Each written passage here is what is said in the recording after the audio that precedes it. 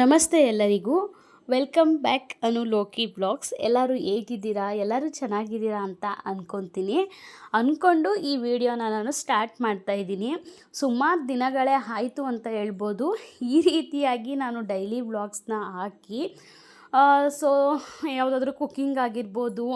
ಇವಾಗ ಆ್ಯಕ್ಚುಲಿ ನಾನು ಮೀಶೋದಲ್ಲಿ ವರ್ಕ್ ಮಾಡ್ತಿರೋದ್ರಿಂದ ಅದ್ರದ್ದು ಸ್ವಲ್ಪ ಇನ್ಫಾರ್ಮೇಷನ್ ಆಗಿರ್ಬೋದು, ಈ ರೀತಿಯಾಗಿ ನಾನು ಶೇರ್ ಮಾಡ್ಕೋತಾ ಇದ್ದೆ. ಸುಮಾರು ಒಂದು 15 ಡೇಸ್ ತನಕ ನಾನು ವ್ಲಾಗ್ನ ಯಾವುದೂ ಕೂಡ ಆ ವೀಡಿಯೋಸ್ನ ಅಪ್ಲೋಡ್ ಮಾಡೋದಕ್ಕೆ ಆಗಲಿಲ್ಲ. ಸೊ ಅದು ರೀಸನ್ ಕೂಡ ನಿಮ್ಮ ಹತ್ರ ಶೇರ್ ಮಾಡ್ಕೊಂಡಿದ್ದೀನಿ ಲಾಸ್ಟ್ ವ್ಲಾಗಲ್ಲಿ. ನನಗೆ ಸ್ವಲ್ಪ ಹುಷಾರಿರಲಿಲ್ಲ, ಈ ರೀತಿ ಆಗಿತ್ತು ಅಂತ ಹೇಳ್ಬಿಟ್ಟು. ಸೊ ಅದೊಂದು ಕಾರಣಕ್ಕೋಸ್ಕರ ಇಷ್ಟು ದಿನ ಸ್ಕಿಪ್ ಆಯಿತು. ಆಮೇಲೆ ಸ್ವಲ್ಪ ನಾನು ಚೆನ್ನಾಗಾದಮೇಲೆ ಒಂದು ಕುಕ್ಕಿಂಗ್ ವಿಡಿಯೋ ಆಗಿರ್ಬೋದು, ಮತ್ತು ಇನ್ನೊಂದು ಅದೇ ನನಗೆ ಹುಷಾರಿಲ್ದಿರೋದೆಲ್ಲ ಶೇರ್ ಮಾಡ್ಕೊಂಡಿದ್ದೆ. ಸೊ ಈ ಥರ ಡೈಲಿ ವ್ಲಾಗ್ಸ್ನ ಹಾಕಿ ಸುಮಾರು ದಿನಗಳೇ ಆಯಿತು ಅಂತ ಹೇಳ್ಬೋದು. ಸೊ ಅದಕ್ಕೆ ಇದೊಂದು ವ್ಲಾಗ್ಸ್ನ ಹಾಕೋಣ. ನನ್ನ ವ್ಲಾಗ್ಗಳಲ್ಲಿ ಈ ಥರ ಡೈಲಿ ವ್ಲಾಗ್ನ ತುಂಬ ಜನ ಇಷ್ಟಪಡ್ತಾರೆ. ನನಗಂತೂ ನಿಜವಾಗ್ಲೂ ಖುಷಿಯಾಗುತ್ತೆ. ಬೇರೆ ಥರ ಯಾವುದಾದ್ರು ಇನ್ಫಾರ್ಮೇಷನ್ ವೀಡಿಯೋಗಳು ಹಾಕಿದ್ರೆ ಸ್ವಲ್ಪ ಅಷ್ಟಕ್ಕಷ್ಟೇ ಅಂತ ಹೇಳ್ಬೋದು. ಈ ಥರ ಡೈಲಿ ವ್ಲಾಗ್ ಹಾಕಿದ್ರೆ ತುಂಬ ಇಷ್ಟಪಟ್ಟು ನೋಡ್ತಾರೆ. ಸೊ ಅದಕ್ಕೋಸ್ಕರ ಇದನ್ನೊಂದು ಹಾಕೋಣ, ಸುಮಾರು ದಿನ ಆಯ್ತಲ್ವ ಅಂತ ಹೇಳಿ ಒಂದು ವ್ಲಾಗ್ ಮಾಡ್ಕೊಂಡಿದ್ದೆ. 2-3 ದಿನ ಆಯಿತು ವ್ಲಾಗ್ನ ಮಾಡಿ ಇದನ್ನು. ಸೊ ಇವತ್ತು ಅಪ್ಲೋಡ್ ಮಾಡೋಣ ಅಂಥೇಳಿ ಅಪ್ಲೋಡ್ ಮಾಡ್ತಾಯಿದ್ದೀನಿ. ಮತ್ತು ಇನ್ನೂ ನನಗೆ ಸ್ವಲ್ಪ ಹೆಲ್ತ್ ಪ್ರಾಬ್ಲಮ್ ಆಗಿದ್ದರಿಂದ ಡ್ರಿಪ್ಸ್ ಎಲ್ಲ ಹಾಕಿದ್ರು. ಸೊ ಈಗ ಈ ವೆದರ್ಗೆ ನನಗೆ ಎದ್ದೊಳಕ್ಕೆ ಆಗ್ತಾನೇ ಇಲ್ಲ. ಸೊ ಬೆಳಿಗ್ಗೆ ಬೇಗ ಎದ್ದು ಎಷ್ಟೆಲ್ಲ ಕೆಲಸಗಳು ಮಾಡ್ತಿದ್ದೆ. ಸೊ ಇವಾಗ ಎದ್ದು ನಾನು ಎಲ್ಲ ಕೆಲಸಗಳನ್ನೆಲ್ಲ ಮಾಡಿ ನಾನು ಕಿಚನ್ಗೆ ಹೋಗೋಕ್ಕಾಗ್ತಾಯಿಲ್ಲ. ಡೈರೆಕ್ಟು ಕಿಚನ್ಗೆ ಹೋಗಿ ಟಿಫನು ಅಡುಗೆ ಎಲ್ಲ ಮಾಡಿ ಆಮೇಲೆ ನಾನು ಇದು ಮಾಡ್ತಾಯಿದ್ದೀನಿ, ಮಿಕ್ಕಿದ ಕೆಲಸಗಳನ್ನ ಮಾಡ್ಕೋತಾ ಇದ್ದೀನಿ. ಏನಕ್ಕಂದರೆ ಇವಾಗ ಚಳಿ ಎದ್ದೊಳಕ್ಕಾಗ್ತಾಯಿಲ್ಲ. ಲೇಟಾಗಿ ಎದ್ರೂ ಫಸ್ಟು ಡೈರೆಕ್ಟಾಗಿ ಏನಿರುತ್ತೆ ಮೈಂಡ್ಸೆಟ್ಟಲ್ಲಿ ಅಂತ ಹೇಳಿದ್ರೆ, ಮಕ್ಕಳಿಗೆ ಟಿಫನ್ ಮಾಡಿ ಫಸ್ಟು ಕಳಿಸ್ಬಿಡ್ಬೇಕು. ಅಟ್ಲೀಸ್ಟ್ ಅಡುಗೆ ಬ್ಯಾಲೆನ್ಸ್ ಉಳ್ಕೊಂಡ್ರೂ ಪರವಾಗಿಲ್ಲ, ಆಮೇಲೆ ಮಾಡ್ಕೋಬೋದು. ಜಸ್ಟ್ ಬ್ರೇಕ್ಫಾಸ್ಟ್ ಒಂದು ಆಗಿಬಿಟ್ರೆ ಸಾಕು ಅನ್ನೋ ಥರ ಇರುತ್ತೆ ಪರಿಸ್ಥಿತಿ. ಅದರಲ್ಲೂ ನಾನು ಪ್ರತಿದಿನ ಅಷ್ಟೇ ಹಿಂದಿನ ದಿನವೇ ಏನು ಅಡುಗೆ ಮಾಡೋದು, ಏನು ಟಿಫನ್ ಮಾಡೋದು ಅಂತ ಹೇಳ್ಬಿಟ್ಟು ನಾನು ಆಲ್ರೆಡಿ ಎಲ್ಲ ರೆಡಿ ಮಾಡ್ಕೊಂಡಿರ್ತೀನಿ ನೈಟೇನೆ. ಅದಕ್ಕೆ ಜಾಸ್ತಿ ನನಗೇನು ರಿಸ್ಕ್ ಅನಿಸೋದಿಲ್ಲ. ಸೊ ಎದ್ದು ಈಗ ಡೈರೆಕ್ಟಾಗಿ ಫಸ್ಟು ಸ್ನಾನ ಎಲ್ಲ ಮಾಡಿ ಫಸ್ಟು ಪ್ಯಾಸೇಜ್ ತೊಳಿತಿದ್ದೆ, ಆಮೇಲೆ ಸ್ನಾನ ಮಾಡಿಕೊಂಡು ಡೈರೆಕ್ಟಾಗಿ ಕಿಚನ್ಗೆ ಹೋಗ್ತಿದ್ದೆ. ಬಟ್ ಇವಾಗ ಆಗ್ತಾಯಿಲ್ಲ, ತುಂಬಾ ಚಳಿ ಇರೋದ್ರಿಂದ. ಈಗೆಲ್ಲ ಸ್ವಲ್ಪ ಡ್ರಿಪ್ಸ್ ಎಲ್ಲ ಹಾಕಿರೋದ್ರಿಂದ ಅದರಲ್ಲೂ ನನಗಂತೂ ಚಳಿ ತಡ್ಕೊಳ್ಳೋದಕ್ಕೆ ಆಗ್ತಾಯಿಲ್ಲ. ಸೊ ಸ್ವಲ್ಪ ದಿನ ಹೋಗೋ ತನಕ ಅದು ಒಳಗಡೆ ಮೆಡಿಸನ್ಸು ಸುಸ್ತೆಲ್ಲ ಇದ್ದೇ ಇರುತ್ತೆ ಸ್ವಲ್ಪ ದಿನ ಅಂತ ಹೇಳ್ಬಿಟ್ಟು. ನಾನು ಅದೇ ಹೇಳ್ತಾರೆ ನಮ್ಮ ಯಜಮಾನ್ರು, ಏನಕ್ಕಮ್ಮ ಇಷ್ಟೊಂದು ರಿಸ್ಕ್ ಮಾಡ್ಕೊಂಡು ಕೆಲಸಗಳು ಮಾಡೋಕ್ಕೆ ಹೋಗ್ತೀಯಾ, ಬೇಡ ನಿಧಾನಕ್ಕೆ ಮಾಡ್ಕೊ, ಬೆಳಗ್ಗೆಯಿಂದ ಸಂಜೆ ತನಕ ಮನೇಲೇ ಇರ್ತೀಯ ಅಲ್ವಾ, ಸ್ವಲ್ಪ ರೆಸ್ಟ್ ಮಾಡು, ನಿಧಾನಕ್ಕೆ ಮಾಡು, ಮಾಡ್ಕೊಳ್ಳೋ ಕೆಲಸನೇ ನಿಧಾನಕ್ಕೆ ಮಾಡು ಅಂತ ಬೈತಾರೆ. ಸೊ ಆಯಿತು ಅಂತ ಹೇಳ್ಬಿಟ್ಟು ಸ್ವಲ್ಪ ಈಗ ಟೈಮ್ ಟೇಬಲ್ ಎಲ್ಲ ಚೇಂಜ್ ಆಗಿದೆ ಅಂತಲೇ ಹೇಳ್ಬೋದು. ಫಸ್ಟು ನಾನು ಎದ್ದು ಬಂದಿದ ತಕ್ಷಣವೇ ಇವಾಗ ಕಿಚನ್ಗೆ ಹೋಗ್ಬಿಡ್ತೀನಿ. ನನಗಂತೂ ಪ್ರತಿದಿನ ಅಡುಗೆ ಮತ್ತು ಬ್ರೇಕ್ಫಾಸ್ಟು ಲಂಚು ಎರಡೂ ಒಟ್ಟಿಗೆ ಮಾಡಿ ರೂಢಿ ಇರೋದ್ರಿಂದ ನನಗೆ ಅದೇ ಬಂದ್ಬಿಟ್ಟಿದೆ ನನಗೆ. ಸೊ ಇವತ್ತಂತೂ ವೆಜಿಟೇಬಲ್ಸ್ ಎಲ್ಲ ಹಾಕಿ ಶಾವಿಗೆ ಬಾತ್ ಮಾಡಿಕೊಟ್ಟಿದ್ದೆ ಮಕ್ಕಳಿಗೆ. ಡೈಲಿ ಮಕ್ಕಳುಗಳು ವೆಜಿಟೇಬಲ್ಸ್ ಹಾಕಿದ್ರೆ ಎಲ್ಲ ತೆಗೆದು ಸೈಡಲ್ಲಿ ಇಡ್ತಾರೆ, ಆಲ್ಮೋಸ್ಟ್ ಪ್ಲೈನೇ ಮಾಡೋದು. ಇವತ್ತು ಯಾಕೋ ತಿನ್ನಬೇಕು ಅಂತ ನನಗೆ ಪರ್ಸ್ನಲಾಗಿ ಅನ್ನಿಸ್ತು. ಸೊ ಅದಕ್ಕೋಸ್ಕರ ನಾನು ವೆಜಿಟೇಬಲ್ಸ್ ಎಲ್ಲ ಹಾಕಿ ಶಾವಿಗೆ ಬಾತ್ ಮಾಡಿಕೊಂಡೆ. ನೈಟೇನೆ ಹಿಂದಿನ ದಿನವೇ ನಾನೆಲ್ಲ ಸೊಪ್ಪು ಅಡುಗೆಗೆ ಏನೇನು ಬೇಕು ಐಟಮ್ಸ್ ಎಲ್ಲ, ಏನು ವೆಜಿಟೇಬಲ್ಸ್ ಏನೇನು ಬೇಕೆಲ್ಲ ತೊಗೊಂಬಂದಿರ್ತೀನಿ. ಮೊಸಪ್ಪು ತೊಗೊಬಂದಿದ್ದೆ, ಅದನ್ನು ಹಾಕ್ಬಿಟ್ಟು ಮೊಸಪ್ಪು ಸಾಂಬಾರು ಮಾಡಿ ಅಡುಗೆ ಮಾಡಿ ನಾಷ್ಟ ಮಾಡಿ ಎಲ್ಲ ಕ್ಲೀನ್ ಮಾಡಿ ಮಕ್ಕಳಿಗೆಲ್ಲ ರೆಡಿ ಮಾಡಿ ಸ್ಕೂಲಿಗೆ ಕಳಿಸಿದ್ದಾಯಿತು. ಸ್ಕೂಲಿಗೆ ಕಳಿಸಿದ್ದಾದಮೇಲೆ ಇನ್ನು ನೆಕ್ಸ್ಟು ನಾನು ಫಸ್ಟು ಸ್ನಾನ ಮಾಡಿಕೊಂಡೆ. ಸ್ನಾನ ಮಾಡ್ಕೊಂಬಂದು ಇನ್ನೂ ಅಡುಗೆ ನಾಷ್ಟ ಎಲ್ಲ ಒಟ್ಟೊಟ್ಟಿಗೆ ಮಾಡೋದ್ರಿಂದ ಪೂರ್ತಿ ಸಿಂಕ್ ತುಂಬ ಪಾತ್ರೆಗಳಿದ್ದೇ ಇರುತ್ತೆ. ಸೊ ಅದನ್ನೆಲ್ಲ ವಾಶ್ ಮಾಡ್ಕೊಳ್ಳೋಣ ಅಂತ ಹೇಳ್ಬಿಟ್ಟು ಪಾತ್ರೆ ಎಲ್ಲ ವಾಶ್ ಮಾಡ್ಕೋತಾ ಇದ್ದೆ. ಸ್ನಾನ ಮಾಡ್ಕೊಂಡು ಬಂದು ವಾಶ್ ಮಾಡ್ಕೋತಾ ಇದ್ದೆ. ಇನ್ನು ಪಾತ್ರೆ ಎಲ್ಲ ವಾಶ್ ಮಾಡಿದ್ಮೇಲೆ ಇನ್ನೂ ಗೊತ್ತಲ್ಲ, ಸಿಂಕೆಲ್ಲ ತೊಳೆದಿಲ್ಲ ಅಂದರೆ ಜಿಡ್ಡೆಲ್ಲ ಹಂಗಂಗೆ ಇರುತ್ತೆ.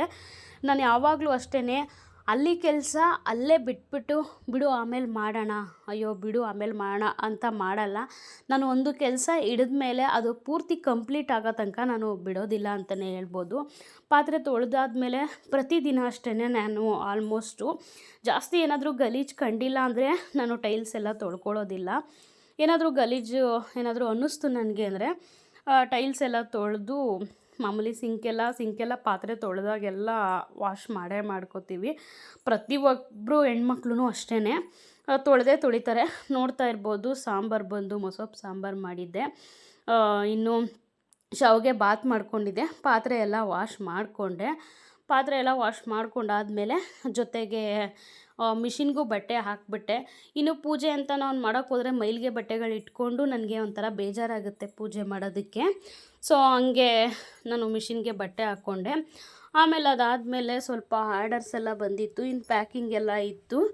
ಸರಿ ಪ್ಯಾಕಿಂಗ್ ಮಾಡೋಣ ಅಂತ ಅಂದ್ಕೊಂಡೆ.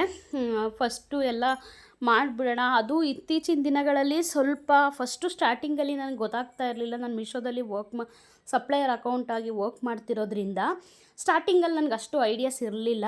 ಹೆಂಗೆ ಯಾವ ಟೈಮಿಂಗ್ಸಿಗೆ ಬರ್ತಾರೆ ಕೊರಿಯರ್ಗಳು, ಯಾವ ಥರ ಏನು ಇದೆಲ್ಲ ಅಷ್ಟು ಐಡಿಯಾ ಇರಲಿಲ್ಲ. ಸೊ ಏನೋ ದೇವ್ರ ಮೇಲೆ ಭಾರ ಹಾಕ್ಬಿಟ್ಟು ನಾನು ಸ್ಟಾರ್ಟ್ ಮಾಡಿದೆ. ಆಮೇಲೆ ಅದು ಗೊತ್ತಾಯಿತು. ಅವರು ಒಂದು 3 ಗಂಟೆ 3:30 ಹಂಗೆ ಬರ್ತಾರೆ. ಅಷ್ಟೊತ್ತಿಗೆ ರೆಡಿ ಇದ್ದರೆ ಸಾಕು ಐಟಮ್ಸು, ಆರ್ಡರ್ಸ್ ಎಲ್ಲ ರೆಡಿ ಮಾಡಿದ್ರೆ ಸಾಕು ನಾನು. ಸೊ ಅದೊಂದು ಇತ್ತಲ್ವ ನನಗೆ, ಇತ್ತೀಚಿನ ದಿನಗಳಲ್ವ ಅದೆಲ್ಲ ಸ್ವಲ್ಪ ಗೊತ್ತಾಗಿದ್ದು. ಸೊ ಅದಕ್ಕೋಸ್ಕರ ಏನು ಮಾಡ್ತೀನಿ, ಸ್ಟಾರ್ಟಿಂಗಲ್ಲಿ ಆರ್ಡರ್ಸ್ ಏನು ಒಂದು ಸ್ಯಾರಿ ಆರ್ಡರ್ ಬಂದಿದ್ರು ಕೂಡ ಪ್ಯಾಕ್ ಮಾಡಿ ಇಟ್ಬಿಡ್ತಿದ್ದೆ ಫಸ್ಟು. ಬಟ್ ಇವಾಗ ಏನು ಮಾಡ್ತೀನಿ ಅಂದರೆ ಅಷ್ಟೊಂದು ರಿಸ್ಕ್ ತೊಗೊಳಕ್ಕೆ ಹೋಗಲ್ಲ. ಅದಕ್ಕೆ ಸಪ್ರೇಟಾಗಿ ಟೈಮ್ ಕೊಟ್ಟು ಮಾಡ್ತೀನಿ ಕೆಲಸನ. ಇವಾಗ ಫಸ್ಟು ಮನೆ ಕೆಲಸ ಎಲ್ಲ ಮುಗಿಸಿ ಆಮೇಲೆ ನಾನು ಶುರು ಮಾಡ್ತೀನಿ ಅಂತಲೇ ಹೇಳ್ಬೋದು. ಇನ್ನೂ ಅದೆಲ್ಲ ಆದಮೇಲೆ ಇನ್ನು ಗೊತ್ತಲ್ಲ, ಅಡುಗೆ ನಾಷ್ಟ ಎಲ್ಲ ಆಗಿದ್ಮೇಲೆ ಒಂದು ಸಲ ಗ್ಯಾಸ್ ಒರೆಸ್ಬಿಟ್ರೆ ಮುಗೀತು. ಇನ್ನು ನೈಟು ಮಲಗಬೇಕಾದ್ರೆ ಏನು ಗಲೀಜಾಗಿಲ್ಲ. ಜಸ್ಟ್ ಒಂದು ಮುದ್ದೆ ಮಾಡಿರ್ತೀನಿ, ರೈಸ್ ಮಾಡ್ಕೊಂಡಿರ್ತೀನಿ, ಸ್ವಲ್ಪ ಮಾತ್ರ ಅದು ಆರಿರುತ್ತೆ. ಹಾಗೆ ಬಟ್ಟೆ ತೊಗೊಂಡು ಫುಲ್ಲು ಗ್ಯಾಸ್ ಒರೆಸಿದ್ರೆ ಅದು ಕ್ಲೀನಾಗಿ ಹೋಗ್ಬಿಡುತ್ತೆ ನೈಟ್ ಮಲಗಬೇಕಾದ್ರೆ. ಸೊ ಅದಕ್ಕೆ ಒನ್ ಟೈಮ್ ಅಷ್ಟೇ ಗ್ಯಾಸ್ ತೊಳೆಯೋದು ಡೈಲಿ. ಹಾಗೆ ಗ್ಯಾಸ್ ಎಲ್ಲ ಒರೆಸ್ಬಿಟ್ಟು ಆಮೇಲೆ ಮೇಲೆ ಬಂದೆ. ಬಟ್ಟೆ ಎಲ್ಲ ಆಗಿತ್ತು ಅಷ್ಟೊತ್ತಿಗೆ. ಪೂರ್ತಿ ಸುಮಾರು ಏನಿಲ್ಲ ಅಂದ್ರೂ 2 ಟ್ರಿಪ್ಪೇ ಹಿಡಿಸ್ತು ಅಂತ ಹೇಳ್ಬೋದು. ಹೇಳ್ತಾ ಇದ್ದೀನಲ್ಲ, ನಮ್ಮ ಮನೇಲಂತೂ ನಿಜವಾಗ್ಲೂ ಬಟ್ಟೆಗಂತೂ ಏನು ಕಮ್ಮಿ ಇಲ್ಲ. ಆಲ್ಮೋಸ್ಟ್ ಡೈಲಿ ಇತ್ತೀಚಿನ ದಿನಗಳಲ್ಲಿ ಸ್ವಲ್ಪ ಕೈಯಲ್ಲೇ ಒಗಿತಾ ಇರೋದು ಬಟ್ಟೆಗಳನ್ನೆಲ್ಲ. ಈಗ ಒಂದೊಂದು ಸಲ ಜಾಸ್ತಿ ಇದ್ದಾಗ ಏನು ಮಾಡಿಬಿಡ್ತೀನಿ, ಕೆಲಸಗಳೆಲ್ಲ ಜಾಸ್ತಿ ಇದ್ದಾಗ ಅದು ಇದು ತುಂಬ ಇದ್ದಾಗ ಏನು ಮಾಡಿಬಿಡ್ತೀನಿ, ಮಿಷಿನ್ಗೆ ಹಾಕೋಬಿಡ್ತೀನಿ. ಇಲ್ಲ ಅಂದರೆ ಆಲ್ಮೋಸ್ಟ್ ನಾನು ಕೈಯಲ್ಲೇ ಬಟ್ಟೆ ವಾಶ್ ಮಾಡ್ತಾ ಇರೋದು ಇತ್ತೀಚಿನ ದಿನಗಳಲ್ಲಿ. ಅದೇ ಹೇಳಿದ್ನಲ್ಲ, ಪದೇ ನನಗೂ ಅದನ್ನೇ ಹೇಳೋಕ್ಕೆ ಬೇಜಾರಾಗುತ್ತೆ, ಹುಷಾರಿರಲಿಲ್ಲ ಅಂತ ಅಂದ್ಬಿಟ್ಟು. ಇದೇ ಒಂದು ರೀಸನ್, ದೊಡ್ಡ ರೀಸನ್ನು ಅಷ್ಟೇನೆ. ಆಮೇಲೆ ಪ್ಯಾಸೇಜೆಲ್ಲ ತೊಳೆದು ರಂಗೋಲಿ ಹಾಕೋಬಿಟ್ರಂತೂ ಮನ್ಸಿಗೆ ನೆಮ್ಮದಿ ಅಂತಲೇ ಹೇಳ್ಬೋದು. ಬಟ್ ಇದೆಲ್ಲ ಸ್ಟಾರ್ಟಿಂಗಲ್ಲಿ ಎದ್ದಾಗಲೇ ಮಾಡಬೇಕು. ಬಟ್ ನಾನು ಇವಾಗ ಸ್ವಲ್ಪ ಎಲ್ಲ ಚೇಂಜ್ ಆಗಿಬಿಟ್ಟಿದೆ. ಬಟ್ ನಿಧಾನಕ್ಕೆ ಮಾಡ್ಕೋತಾ ಇದ್ದೀನಿ. ಮಕ್ಕಳು ಹೋದ್ಮೇಲೆ ಎಲ್ಲ ಮಾಡ್ಕೋತಾ ಇದ್ದೀನಿ ಅಂತಲೇ ಹೇಳ್ಬೋದು. ಆಮೇಲೆ ಪ್ಯಾಸೇಜೆಲ್ಲ ತೊಳೆದು ಮೇಲೆ ಫಸ್ಟ್ ಹೋಗಿ ಬಟ್ಟೆ ಹಾರಾಕ್ಬಿಟ್ಟು ಬಂದರೆ, ಬಿಸಿಲು ಒಂದೊಂದು ದಿನ ಇರುತ್ತೆ, ಒಂದೊಂದು ದಿನ ಇದಕ್ಕಿದ್ದಂಗೆ ಉಬ್ಲು ಥರ ಸೋನೆ ಥರ ಬರುತ್ತೆ, ಮಳೆ ಬರುತ್ತೆ, ಮೋಡ ಆಗುತ್ತೆ. ಯಾವಾಗ ಬಿಸಿಲು ಚೆನ್ನಾಗಿರುತ್ತೋ ಅವಾಗ ಬಟ್ಟೆಗಳು ಹಾಕ್ಬಿಟ್ರೆ ಬಿಸಿಲಲ್ಲಿ ಒಣಗಿದ್ರೇ ಚೆಂದ ಬಟ್ಟೆಗಳು. ಸೊ ಅದಕ್ಕೆ ಬಟ್ಟೆ ಕೆಲಸ ಫಸ್ಟ್ ಮುಗಿಸ್ಕೊಬಿಡ್ತೀನಿ ನಾನು ಯಾವಾಗಲೂ ಅಷ್ಟೇನೆ. ಬಟ್ಟೆ ಮುಗಿಸೇ ನಾನು ಸ್ನಾನ ಮಾಡೋದು. ಆಮೇಲೆ ಸ್ನಾನ ಎಲ್ಲ ಮಾಡಿ ಆವಾಗಲೇ ಸ್ನಾನ ಮಾಡ್ಕೊಂಡಿದ್ದೆ ಮಕ್ಕಳು ಹೋಗಿದ ತಕ್ಷಣವೇ. ಆಮೇಲೆ ಇನ್ನೂ ರಂಗೋಲಿ ಎಲ್ಲ ಹಾಕಿ ಒಳಗಡೆ ಬಂದಿದ್ದ ತಕ್ಷಣವೇ ಇನ್ನು ಗೊತ್ತಲ್ಲ, ಗುಡಿಸಿ ಎಲ್ಲ ಮನೆಯೆಲ್ಲ ಒರೆಸ್ಕೊಂಡೆಲ್ಲ ಕ್ಲೀನ್ ಮಾಡಿಕೊಂಡೆ. ಆಮೇಲೆ ಇನ್ನು ನೆಕ್ಸ್ಟು ಡೈರೆಕ್ಟು ದೇವ್ರ ಮನೆಗೆ ಹೋಗಿ ಸ್ವಲ್ಪ ಇತ್ತೀಚಿನ ದಿನಗಳಲ್ಲಿ ನಾನು ಹೂವನ್ನು ಜಾಸ್ತಿ ಕಟ್ತಾ ಇಲ್ಲ. ಸೊ ಎಲ್ಲ ಸಿಂಗಲ್ ಅದೇ ಥರ ಹೂವು ಎಲ್ಲ ಹಾಕ್ಬಿಟ್ಟು ಹಂಗೆ ಪೂಜೆ ಮಾಡ್ತೀನಿ. ಜಾಸ್ತಿ ಹೂವನ್ನು ಮುಡಿಸ್ತಾ ಇಲ್ಲ ನಾನಿವಾಗ. ಆಮೇಲೆ ಎಲ್ಲ ರೆಡಿ ಮಾಡಿಕೊಂಡು ಇನ್ನು ಪೂಜೆ ಮಾಡ್ಕೊಂಬಿಡೋಣ ಅಂತ ಹೇಳ್ಬಿಟ್ಟು ಪೂಜೆ ಮಾಡ್ಕೋತಾ ಇದ್ದೆ. ಒಂದೊಂದು ಸಲ ಅದೇ ಅನಿಸುತ್ತೆ, ಎಷ್ಟು ನಾವು ಕ್ಲೀನ್ ಮಾಡಿದ್ರೂ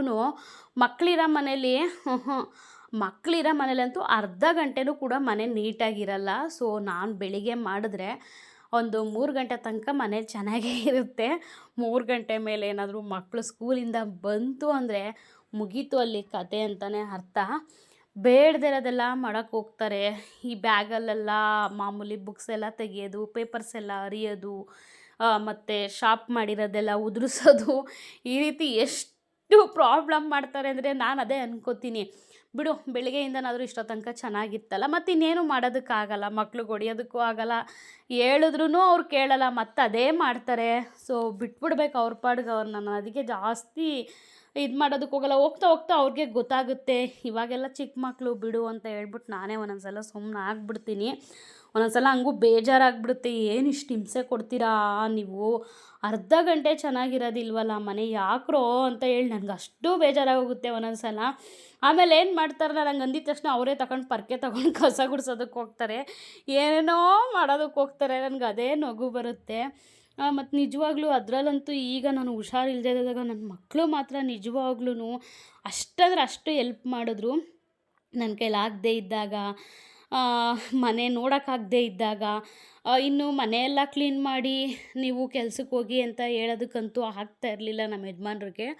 ಪಾಪ ಅವ್ರದ್ದೇನಿದ್ರು ನಾಷ್ಟ ಒಂದು ಮಾಡಿ ರೆಡಿ ಮಾಡಿ ಬೆಳಗ್ಗೆ ಅಷ್ಟೊತ್ತಿಗೆ ಎದ್ದು ಟಿಫನ್ ಮಾಡಿ, ನಾವಾದ್ರೂ ಎದ್ರೂ ಬೇಗ ಬೇಗ ಎಲ್ಲ ಕುಕ್ಕಿಂಗ್ ಎಲ್ಲ ಮಾಡಿಬಿಡ್ತೀವಿ. ಬಟ್ ಅವ್ರಿಗೆ ಅಡುಗೆ ಮನೆಯಲ್ಲಿ ನಾವಿಟ್ಟಿರೋ ಐಟಮ್ಸ್ಗಳು ಅವ್ರ ಕೈಗೆ ಸಿಗಬೇಕಲ್ವ, ಸೊ ಅದಕ್ಕೆ ಸ್ವಲ್ಪ ಲೇಟ್ ಆಗ್ತಿತ್ತು ಅವರು ಮಾಡೋದಕ್ಕೆ. ಆಮೇಲೆ ಇನ್ನೇನು ಮಾಡೋದಕ್ಕಾಗಲ್ಲ, ಸರಿ ಬಿಡು ಆಯಿತು ಅಂತ ಹೇಳ್ಬಿಟ್ಟು ಅವರು ಮಾಮೂಲಿ ಟಿಫನ್ ಮಾಡಿಕೊಂಡು ಹೊರಟ್ಬಿಡ್ತಿದ್ರು ಮಕ್ಕಳು ಕರ್ಕೊಂಡು. ಇನ್ನು ಅದಾದಮೇಲೆ ನಾನು, ಆಮೇಲೆ ನನ್ನ ತಮ್ಮ ಬಂದು ಹಾಸ್ಪಿಟಲ್ಗೆ ಕರ್ಕೊಂಡು ಹೋಗೋದು, ಡ್ರಿಪ್ಸ್ ಹಾಕ್ಸ್ಕೊಬರೋದು, ಆಮೇಲೆ ಅಮ್ಮ ಬರೋದು ನೈಟು, ಪಾತ್ರೆ ಎಲ್ಲ ತೊಳ್ಕೊಡೋದು. ಅವರು ಪಾಪ ವರ್ಕಿಂಗ್ ವುಮೆನ್ ಆಗಿರೋದ್ರಿಂದ ಅವರು ಡ್ಯೂಟಿಯಿಂದ ಬಂದು ಪಾತ್ರೆ ಎಲ್ಲ ತೊಳ್ಕೊಟ್ಟು, ಅಡುಗೆಗೆ ಏನಾದರೂ ಮಾಡಿಕೊಟ್ಟು ಎಲ್ಲ ಕ್ಲೀನ್ ಮಾಡಿಕೊಟ್ಬಿಟ್ಟು ಹೋಗ್ತಿದ್ರು ಅಮ್ಮ. ಇನ್ನು ಅಲ್ಲೂ ಸಾಕಾಗ್ತಿತ್ತು ನಮ್ಮ ಯಜಮಾನ್ರಿಗೆ, ಇಲ್ಲೂ ಬಂದು ಮಾಡು ಅಂತ ಅಂದರೆ ಅದೇನು ಚೆನ್ನಾಗಿರುತ್ತಲ್ವ, ನಮಗೆ ಬೇಜಾರಾಗುತ್ತೆ ಹೇಳೋದಕ್ಕೆ. ಇನ್ನು ಮಕ್ಕಳಂತೂ ನಮ್ಮಮ್ಮ ಬರೋ ತನಕ ಮನೆ ಏನಾದರೂ ಗಲೀಜು ಕಾಣ್ತು ಅಂದರೆ ಸಿಂಕಲ್ಲು ಪಾತ್ರೆ ಎಲ್ಲ ಇದ್ದಿದ್ದು ನೋಡಿಬಿಟ್ಟು ಮಕ್ಕಳು ನಾನು ಕ್ಲೀನ್ ಮಾಡಿಕೊಡ್ತೀನಿ, ನಾನು ಪಾತ್ರೆ ತೊಳ್ಕೊಡ್ತೀನಿ ಅಂತೆಲ್ಲ ಹೇಳ್ತಿದ್ರು. ಸಾಕು ಇಷ್ಟು ಹೇಳ್ತಿರಲ್ಲ ನನಗೆ ಅಷ್ಟೇ ಸಾಕು, ಇನ್ನೇನು ಬೇಡ ಅಂತ ಖುಷಿ ಆಗುತ್ತೆ ನನಗೆ. ಅದೇ ಹೇಳಿ ಮಕ್ಕಳಿಗೆ ಇದು ಮಾಡ್ತೀನಿ ಅಂತಲೇ ಹೇಳ್ಬೋದು. ಇನ್ನೂ ತುಂಬ ಅಂದರೆ ತುಂಬಾ ಕೆಲಸಗಳು ಪ್ರತಿದಿನ ಮನೆಯಲ್ಲಿ ನೋಡ್ತಾ ಇರ್ಬೋದು. ನನಗೆ ಈ ಥರ ಮನೆ ನೀಟಾಗಿದ್ರೇ ನೆಮ್ಮದಿ ಅಂತ ಹೇಳ್ಬೋದು.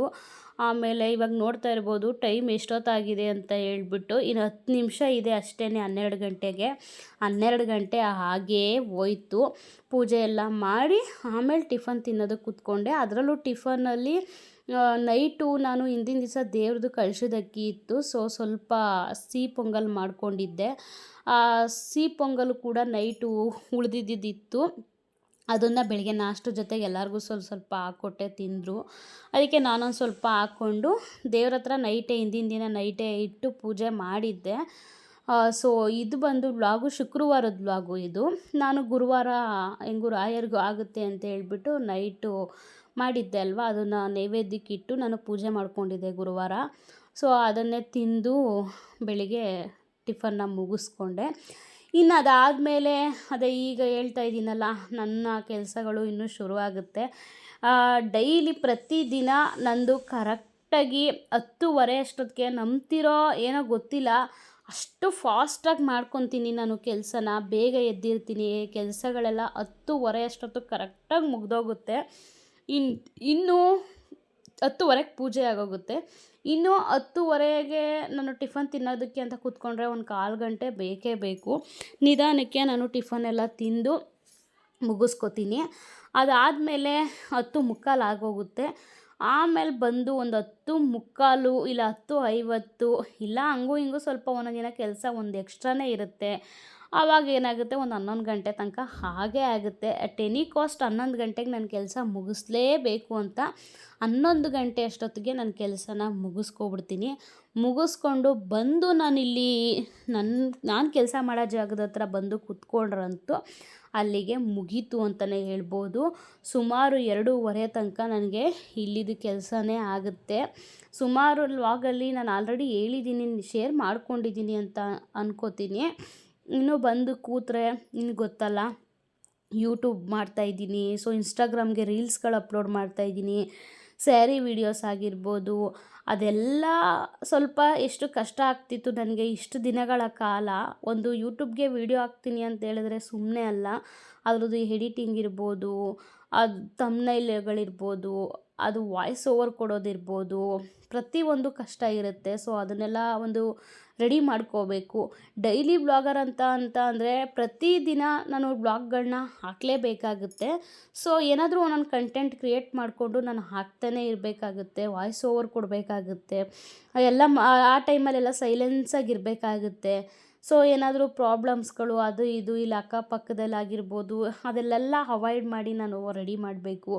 ಇನ್ಸ್ಟಾಗ್ರಾಮ್ಗೆ ರೀಲ್ಸ್ ಎಲ್ಲ ಸ್ಯಾರಿ ರೀಲ್ಸ್ ಎಲ್ಲ ಅಪ್ಲೋಡ್ ಮಾಡಬೇಕು. ಸೊ ಆಮೇಲೆ ಅನುಲೋಕಿ ಬ್ಲಾಗ್ಸ್ ಅಂತ ಇನ್ನೊಂದು ಪ್ರೊಫೈಲ್ ಇದೆ ನಂದು ಇನ್ಸ್ಟಾಗ್ರಾಮಲ್ಲಿ, ಅದಕ್ಕೂ ಕೂಡ ಮಿನಿ ಬ್ಲಾಗ್ನ ಅಪ್ಲೋಡ್ ಮಾಡಬೇಕು ನಾನು. ಆಮೇಲೆ ಫೋಟೋಶೂಟ್ ಅದೆಲ್ಲ ಅಲ್ಲದೇ ಈಗ ಮೀಶೋದಲ್ಲಿ ವರ್ಕ್ ಮಾಡ್ತಿರೋದ್ರಿಂದ ಮೀಶೋಗೆ ಕ್ಯಾಟ್ಲಾಗ್ಗಳನ್ನೆಲ್ಲ ಅಪ್ಲೋಡ್ ಮಾಡಬೇಕು. ಅದಕ್ಕೆ ಕ್ಯಾಟ್ಲಾಗ್ ಎಲ್ಲ ಅಪ್ಲೋಡ್ ಮಾಡಬೇಕು ಅಂತ ಹೇಳಿದ್ರೆ ನಾನು ಫೋಟೋಶೂಟ್ ಮಾಡಬೇಕು.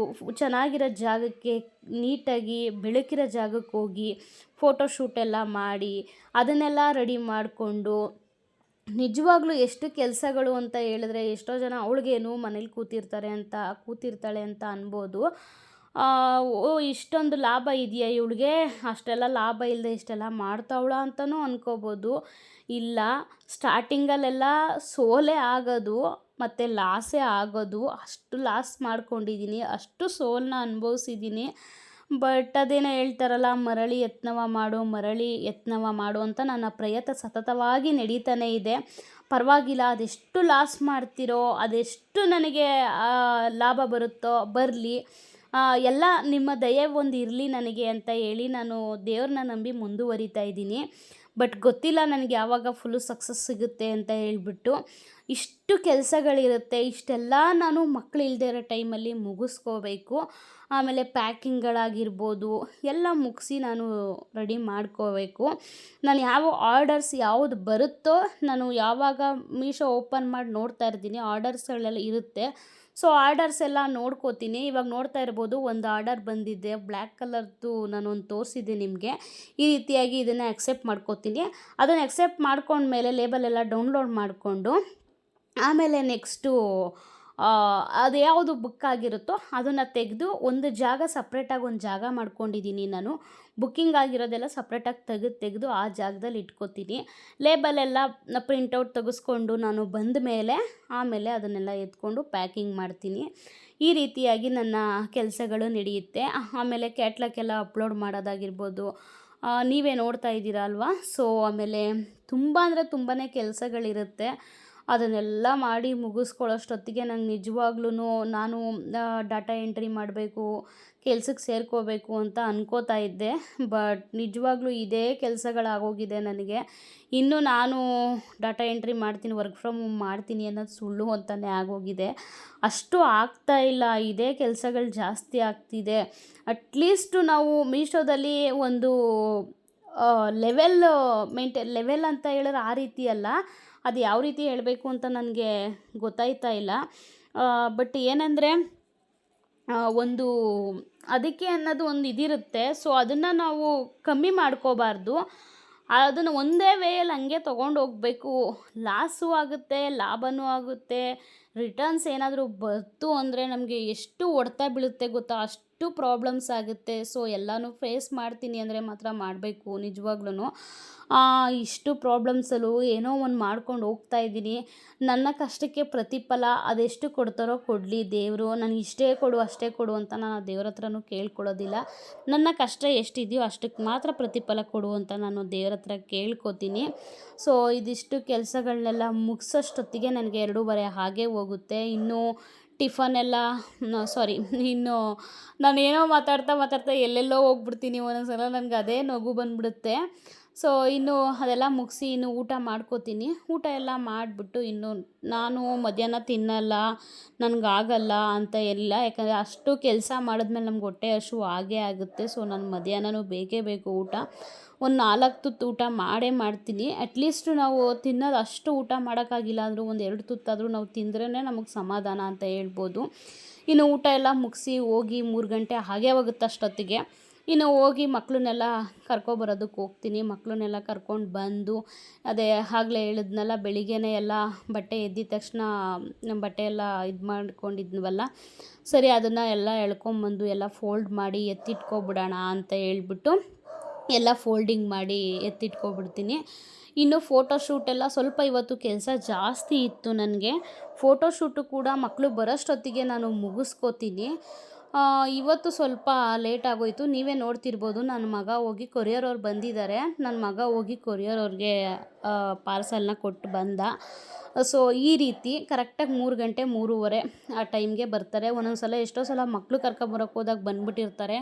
ನಾನು ಅದೇ ಹೇಳ್ತೀನಿ, ಸರ್ ನೀವು ಇಷ್ಟೊತ್ತಿಗೆ ಬಂದರೆ ನಾನು ಮಕ್ಕಳು ಕರ್ಕೊಂಬರಕ್ಕೆ ಹೋಗಿರ್ತೀನಿ, ಅವಾಗ ನೀವು ವಾಪಸ್ ಹೋಗೇ ಬಿಡ್ತೀರಾ. ಎಷ್ಟೋ ಸಲ ಕೊರಿಯರ್ಗೆ ವಾಪಸ್ ಹೋಗಿ ಪಾರ್ಸಲ್ಸ್ ಎಲ್ಲ ಹಂಗೆ ಉಳ್ಕೊಂಡಿದೆ. ಆವಾಗ ನಾನು ಹೇಳ್ತೀನಿ 3:30 ಹಂಗೆ ಬನ್ನಿ, ಕರೆಕ್ಟಾಗಿ ನಾನು ಮನೇಲೇ ಇರ್ತೀನಿ, ಮಕ್ಕಳನ್ನ ಆಲ್ರೆಡಿ ಕರ್ಕೊಂಬಂದಿರ್ತೀನಿ ಅಂತ. ಫಸ್ಟು ಮಕ್ಕಳು ಕರ್ಕೊಬರೋದಕ್ಕೆ ಹೋದಾಗ ಜೊತೇಲಿ ತರಕಾರಿ ಎಲ್ಲ ತೊಗೊಂಬಂದ್ಬಿಡ್ತಿದ್ದೆ. ಬಟ್ ಇವಾಗ ನಿಜವಾಗ್ಲೂ ಆಗಲ್ಲ ಆ ರೀತಿ. ಏನಕ್ಕಂದರೆ ನಾನು ಮಕ್ಕಳನ್ನ ಕರ್ಕೊಂಡು ಓಡಿ ಬರೋಷ್ಟೊತ್ತಿಗೆ ಆಲೇ ಬಂದೇ ಬಿಟ್ಟಿರ್ತಾರೆ ಕೊರಿಯರವರು. ಈ ರೀತಿ ಇದೊಂದು ಪ್ರಾಬ್ಲಮ್ ಮಾಡಿಬಿಡ್ತಾರೆ ನನಗೆ. ಬೆಳಗ್ಗೆಯಿಂದ ಮನೇಲೇ ಇರ್ತೀನಿ, ಕರೆಕ್ಟಾಗಿ ಮಕ್ಕಳು ಕರ್ಕೊಬರೋಕ್ಕೆ ಹೋದಾಗಲೇ ಬಂದುಬಿಡ್ತಾರೆ. ಸೊ ಏನೂ ಮಾಡೋದಕ್ಕಾಗಲ್ಲ. ಇವತ್ತಂತೂ ಸ್ವಲ್ಪ ನನಗೆ ಒಂದು ಕೆಲಸ ಜಾಸ್ತಿನೇ ಇತ್ತು ಅಂತ ಹೇಳ್ಬೋದು. ಎಲ್ಲ ಮುಗಿಸೋಷ್ಟೊತ್ತಿಗೆ ಅಷ್ಟೊತ್ತಾಯಿತು. ಇನ್ನೆಲ್ಲ ಸ್ವಲ್ಪ ಫೋಟೋಶೂಟ್ ಎಲ್ಲ ಇತ್ತು, ಸರಿ ಆಗಲಿಲ್ಲ ಬೆಳಿಗ್ಗೆ. ಫೋಟೋ ಶೂಟ್ ಮಾಡೋದೆಲ್ಲ ಸ್ಯಾರೀಸ್ ಆಗಿರ್ಬೋದು, ಜುವೆಲ್ಸ್ ಆಗಿರ್ಬೋದು ತುಂಬಾ ಇತ್ತು. ಸೊ ನಾನು ಆಗಲ್ಲ, ಬೆಳಿಗ್ಗೆ ತುಂಬಾ ಬೇರೆ ಕೆಲಸಗಳಿದ್ದಿದ್ದರಿಂದ, ಕ್ಯಾಟ್ಲಾಗ್ ಅಪ್ಲೋಡ್ ಮಾಡೋದು, ಎಡಿಟಿಂಗ್ಗಳೆಲ್ಲ ತುಂಬಾ ಇದ್ದಿದ್ದರಿಂದ ಸೊ ಆಗಲಿಲ್ಲ. ಅದಕ್ಕೆ ಏನು ಮಾಡಿದೆ, ಮೇಲ್ಗಡೆ ಹೋಗಿ ಎಲ್ಲನೂ ತೊಗೊಂಡೋಗಿ ನೀಟಾಗಿ ಅದು ಸನ್ಲೈಟಲ್ಲಿ ಫೋಟೋ ಶೂಟ್ ಮಾಡಿದ್ರೆ ತುಂಬಾ ಚೆನ್ನಾಗಿ ಬರುತ್ತೆ ಫೋಟೋಸ್ ಎಲ್ಲ ಹೊಡ್ಕೊಂಡು ಆಮೇಲೆ ಮಕ್ಳ ಜೊತೆ ಕೆಳಗಡೆ ಬಂದೆ. ಇನ್ನು ಕೆಳಗಡೆ ಬಂದಮೇಲೆ ಗೊತ್ತಲ್ಲ, ಮಕ್ಳಿಗೆ ತಿನ್ನಿಸು, ಊಟ ಮಾಡಿಸು, ಸ್ನ್ಯಾಕ್ಸ್ ಏನಾದರೂ ಕೊಡೋದಾಗಿರ್ಬೋದು, ಇನ್ನು ನೈಟ್ ಅಡುಗೆಗೆ ರೆಡಿ ಮಾಡ್ಕೊಳ್ಳೋದು. ಅಡುಗೆ ಆಲ್ರೆಡಿ ಆಗಿರುತ್ತೆ, ಇನ್ನು ರೈಸು ಮುದ್ದೆ ಅಷ್ಟೇ ಮಾಡಿಕೊಂಡು ನಂಚ್ಕೊಳ್ಳೋದಕ್ಕೆ ಏನಾದರೂ ಬೇಕೇ ಬೇಕು ನಮ್ಮ ಮನೇಲಿ. ಅದನ್ನು ಏನಾದರೂ ಒಂದು ಹಪ್ಳ ಹಾಕ್ಕೊಳ್ಳೋದಾಗಿರ್ಬೋದು, ಇಲ್ಲ ಏನಾದರೂ ಪಲ್ಯ ಮಾಡೋದಾಗಿರ್ಬೋದು, ಇಲ್ಲ ಬಜ್ಜಿ, ಈ ಥರ ಏನಾದರೂ ಒಂದು ಮಾಡಿಕೊಂಡು ರೆಡಿ ಮಾಡ್ಕೋತೀನಿ. ಇಲ್ಲ ಮೊಟ್ಟೆ ಬೇಯಿಸ್ಕೊಡೋದು, ಇಲ್ಲ ಆಮ್ಲೆಟ್ ಹಾಕ್ಕೊಡೋದು, ಈ ರೀತಿ ಏನಾದರೂ ಒಂದೊಂದು ಮಾಡ್ತಾನೇ ಇರ್ತೀನಿ. ನಂಚ್ಕೊಳ್ಳೋಕ್ಕಿಲ್ಲದೆ ನಾನು ನಿಜವಾಗ್ಲೂ ಮುದ್ದೆ ನುಂಗೋಕ್ಕಂತೂ ಆಗಲ್ಲ. ಸೊ ಇಷ್ಟೆಲ್ಲ ಕೆಲಸಗಳನ್ನ ಮುಗಿಸಿ ಇನ್ನು ಊಟ ಮಾಡಿ ಮಕ್ಕಳನ್ನ ಮಲಗಿಸಿ ಹೋಮ್ವರ್ಕ್ ಎಲ್ಲ ಮಾಡಿಸೋಷ್ಟೊತ್ತಿಗೆ ನನಗೆ ನೈಟ್ ಆಗೇ ಹೋಗುತ್ತೆ. ಇನ್ನೂ ವ್ಲಾಗ್ ತುಂಬಾ ಇದೆ ನಂದು. ಡೈಲಿ ಪ್ರತಿದಿನ ಬೆಳಿಗ್ಗೆಯಿಂದ ಸಂಜೆ ತನಕ ನಾನೊಂದು ವ್ಲಾಗ್ನ ಮಾಡಬೇಕು ಅಂದ್ಕೊಂಡಿದ್ದೀನಿ. ನನ್ನ ಟೈಮ್ ಟೇಬಲ್ನ ನಾನು ಶೇರ್ ಮಾಡ್ಕೋಬೇಕು ಇನ್ನೊಂದು ವ್ಲಾಗಲ್ಲಿ ಅಂತ ಅಂದ್ಕೊಂಡಿದ್ದೀನಿ. ಆದರೆ ನೆಕ್ಸ್ಟ್ ವ್ಲಾಗು ಅದೇ ಬರುತ್ತೆ ಅಂತ ಅನಿಸುತ್ತೆ, ನೋಡೋಣ, ಇಲ್ಲ ಬೇರೆ ವ್ಲಾಗ್ ಬರ್ಬೋದು ಅಂದ್ಕೋತೀನಿ. ಇಷ್ಟು ಇರುತ್ತೆ ನನ್ನ ಪ್ರತಿದಿನದ ಡೈಲಿ ವ್ಲಾಗ್ ಅಂತ, ರೊಟೀನ್ ಅಂತ ಹೇಳ್ಬೋದು. ನಾನು ಇವತ್ತಿಗೆ ಈ ವಿಡಿಯೋನ ನಾನು ಇಲ್ಲಿಗೆ ಎಂಡ್ ಮಾಡ್ತಾಯಿದ್ದೀನಿ. ನನ್ನ ವೀಡಿಯೋಸಿಂದ ನಿಮ್ಗೇನಾದ್ರು ಸ್ವಲ್ಪನಾದರೂ ಮೋಟಿವೇಶನ್ ಸಿಕ್ಕಿದೆ, ಇಷ್ಟ ಆಗ್ತಿದೆ ಅಂತ ಹೇಳಿದ್ರೆ ದಯವಿಟ್ಟು ಒಂದು ಲೈಕ್ ಮಾಡಿ, ಸಬ್ಸ್ಕ್ರೈಬ್ ಮಾಡ್ಕೊಂಡು ನೋಡೋದನ್ನು ಕೂಡ ಮರಿಬೇಡಿ. Thank you. ಮತ್ತೆ ನಾಳೆ ವೀಡಿಯೋದಲ್ಲಿ ಭೇಟಿ ಆಗೋಣ. Thank you. ಬಾಯ್.